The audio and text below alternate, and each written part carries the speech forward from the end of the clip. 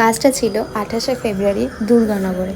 জানি অনেকটা দেরি করে তোমাদের সাথে শেয়ার করছি। হাই মৌপ্রিয়া, আজকে কেমন লুক চাইছো বলো? অলরেডি লেট তুমি, তো তাও তুমি বলো কেমন লুক চাইছো। দেখো, আমি সত্যি কথা বলতে ওইভাবে কোনোদিনও ভেবে রাখিনি, কারণ এর আগে আমার মেকআপ এক্সপিরিয়েন্স খুব একটা ভালো না।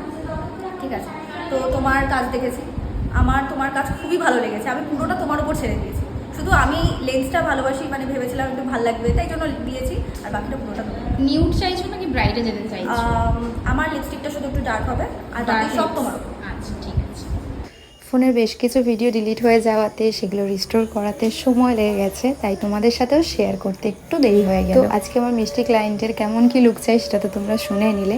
ওর হচ্ছে দিদির বিয়ে। দিদির বিয়ে মানেই বোনের অনেক অনেক দায়িত্ব থাকবে। ওপরে আসতে হবে, ওপরে আসতে হবে, ওপরে আসতে হবে, আমি বসে আছি।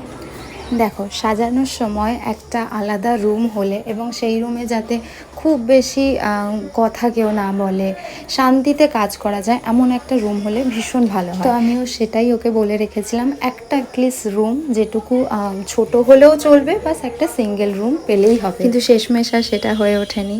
এমন একটা রুমে বসতে হয়েছিল যে রুমে অলরেডি আরও 5-6 জন মতন সাজছিল, আরও একটি মেকআপ আর্টিস্ট সাজাচ্ছিল, বারবার কেউ না কেউ যাওয়া আসা করছিল, কিন্তু কোনো উপায় ছিল না। টাইম দেওয়া ছিল প্রায় 1টার কাছাকাছি, কিন্তু ও বসেছিল সাজতে প্রায় 4টের কাছাকাছি। বেচারি দিদির বিয়ের গায়ে হলুদটুকু অ্যাটেন্ড করতে পারিনি। শেষমেশ ওর কান্না দেখে আমার নিজেরই খারাপ লাগছিল, কিন্তু কিচ্ছু যে করার ছিল না। ওকে রেডি করার পর কাকিমাকেও রেডি করানোর ছিল, প্লাস আমার আরও একটি জায়গায় বুকিং ছিল, তাই সময়টা অনেকটা কম পেয়েছিলাম। তাই যেটুকু পেরেছিলাম সাজিয়েছিলাম। ইভেন ওর সেরকম কোনো ডিমান্ডও যেহেতু ছিল না। তো তোমরা জানিও ওকে কেমন লাগছে। ও নিজে তো ভীষণ স্যাটিসফাই হয়েছে, সেটুকুই আমার কাছে অনেক। তুই 7টার সময় দাদা ঢুকবে।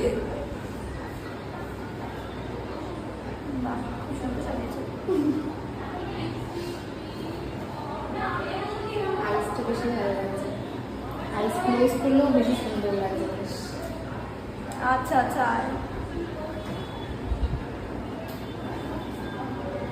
আচ্ছা তুই তাড়াতাড়ি আসিস কিন্তু ভাই।